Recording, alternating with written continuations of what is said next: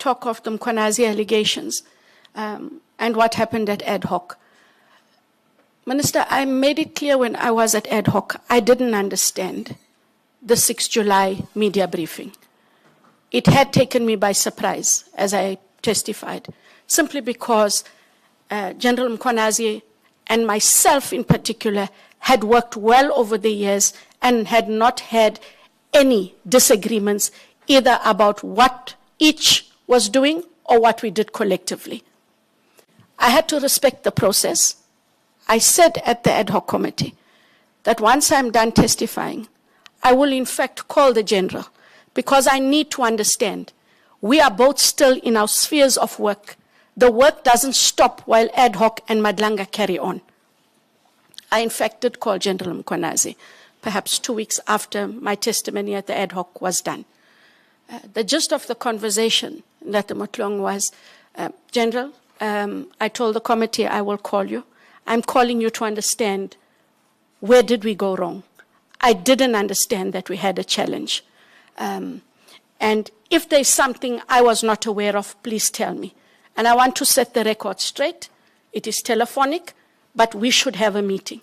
Said, I want to be very clear, as I was at ad hoc. The only matter, you talk of a big five. I don't know your big five. I also do not know the organized crime the so-called big five are involved in. The only matter we have where there is... Johnson, I'm going to ask you to deal with what we're dealing with. I don't want to get into the Madlanga and ad hoc committee space. It was just the Mkhwanazi allegation as per the Maverick. No, let me help you.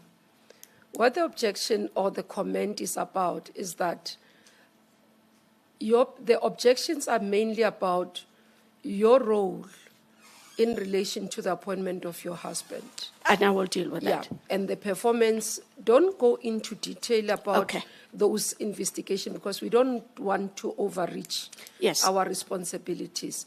And lastly, because they just made a reference to the committee, how you performed. That committee, I think the comment from Daily Maverick says it was your law. I think they put it in that way, your law. So deal with that. Don't go into the detail of what your statement in Parliament would have been and all that, because I don't want to have a situation whereby we start wanting to correspond what you had said and all that. Understood. Yeah. Deal with the interview, not the investigation into the allegations said by General Mkhwanazi. So without the detail, just for the committee to know that work continues and that in terms of a conflict with regards what was raised in the Daily Maverick about the ID and or investigations being compromised, those have been dealt with.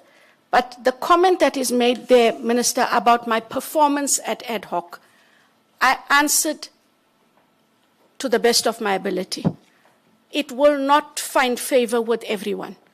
I could only be honest in my submissions, and I accept that. I will take the criticism that comes. And for me, I could only answer as I was asked.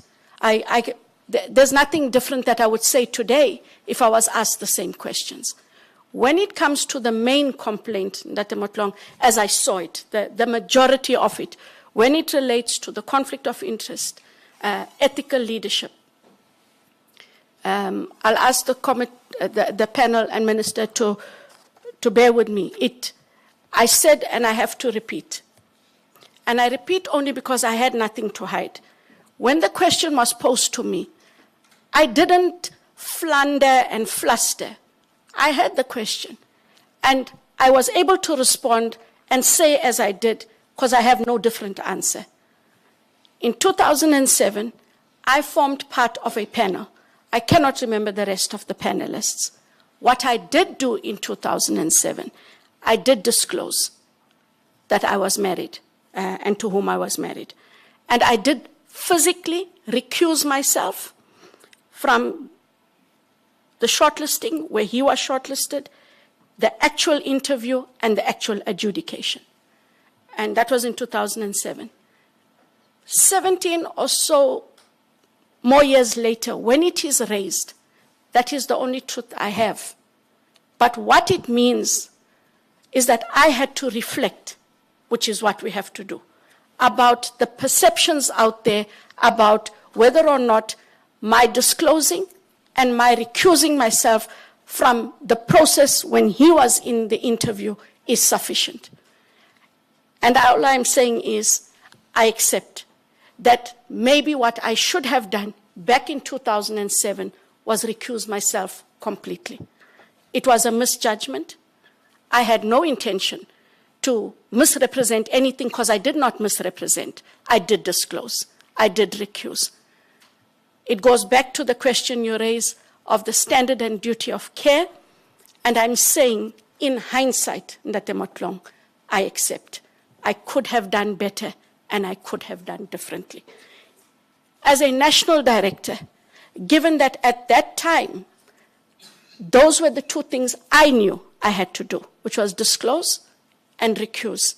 I am saying we should have more clarity in terms of a code where we must have express, written declarations of ethical conflict of interest. We must all be held to that, and that must be adjudicated by an independent panel, which can also consist of outsiders. So I am saying I accept. How it looks is not good. I cannot change what I did. I have to accept that. I accepted it at the ad hoc. I accept it here. In hindsight, I should have completely removed myself and not just when he went for the interview, the shortlist, and the adjudication. If you'll allow me, I just want to check. I think everything... Was DSO under Public Service and Administration? Was it the recruitment? Were you under? We were in the NPA, and it was NPA Act appointments. Okay, those ones. Those ones, yes. Was under NPA Act, yes, not under Public Service because it's dual. No. Okay.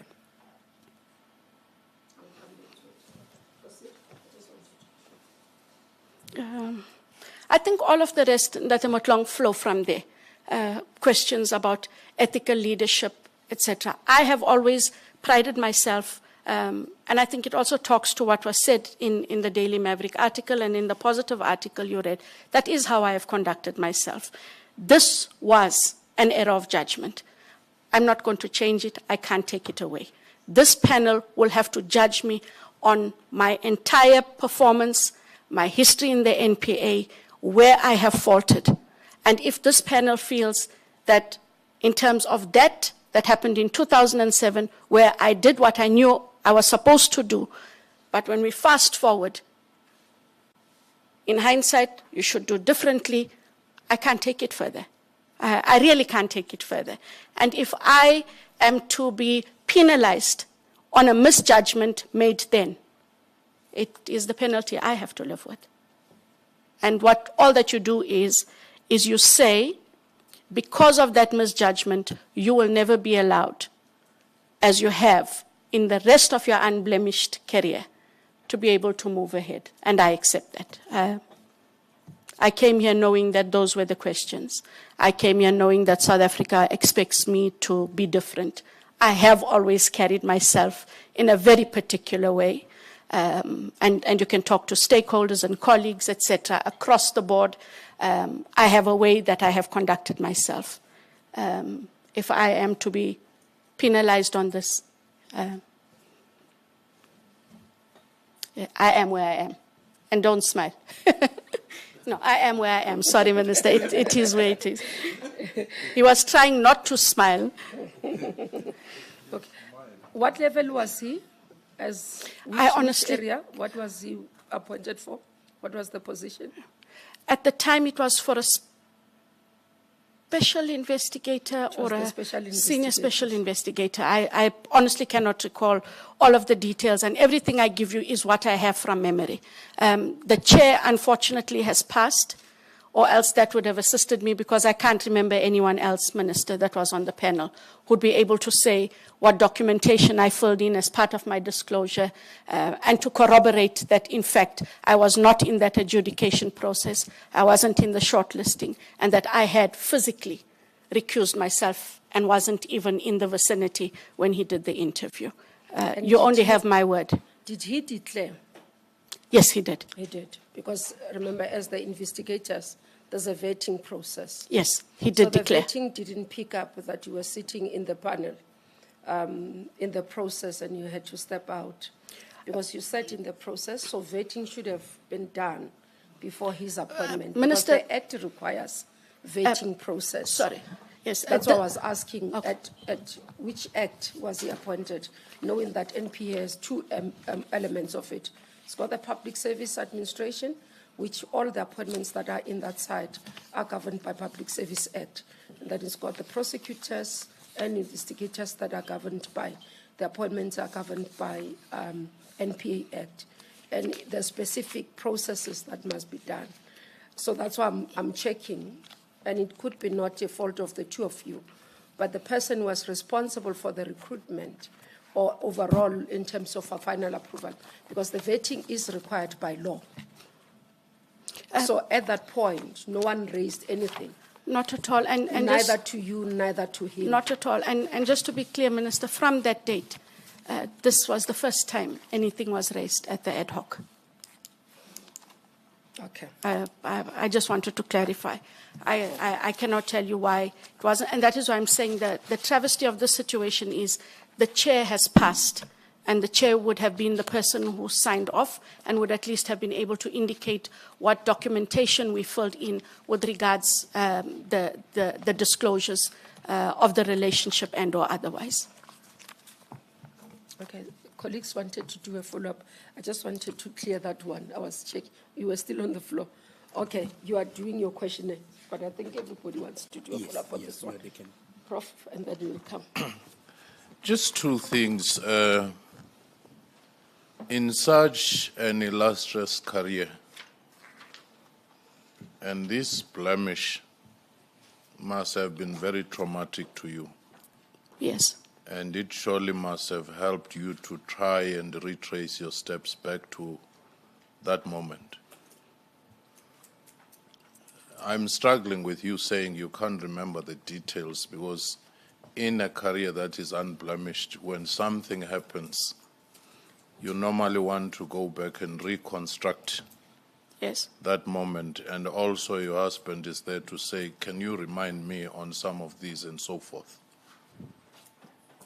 That you can't recall, it's a bit of a challenge for me.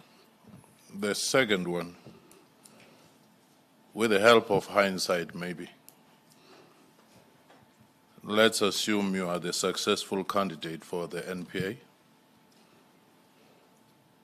Would you allow, even if there were no specific laws, anyone to sit, help even in the crafting of the specification, shortlisting, adverts of a person who is a close relative of theirs, mother to child or a spouse, a cousin and so forth? How would you approach that? It's an ethical issue. Sometimes it doesn't have to be regulated by law. It's a matter of what you think is right, what you think is wrong in terms of judgment.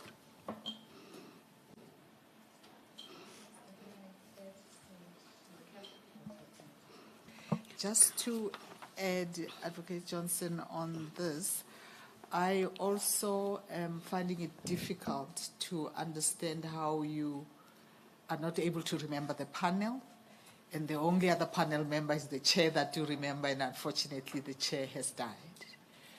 That is worrying, you know. And why it's worrying, it's not that one can prove right or wrong. It's exactly what we were talking about earlier, where as a result of some of the gray areas that were allowed, that you have overlooked, where your judgment seems to have been found wanting, it almost like falls inside that pot. I guess it's a comment, but I just want you to take it with you and reflect. It does bring about doubt, yeah. And then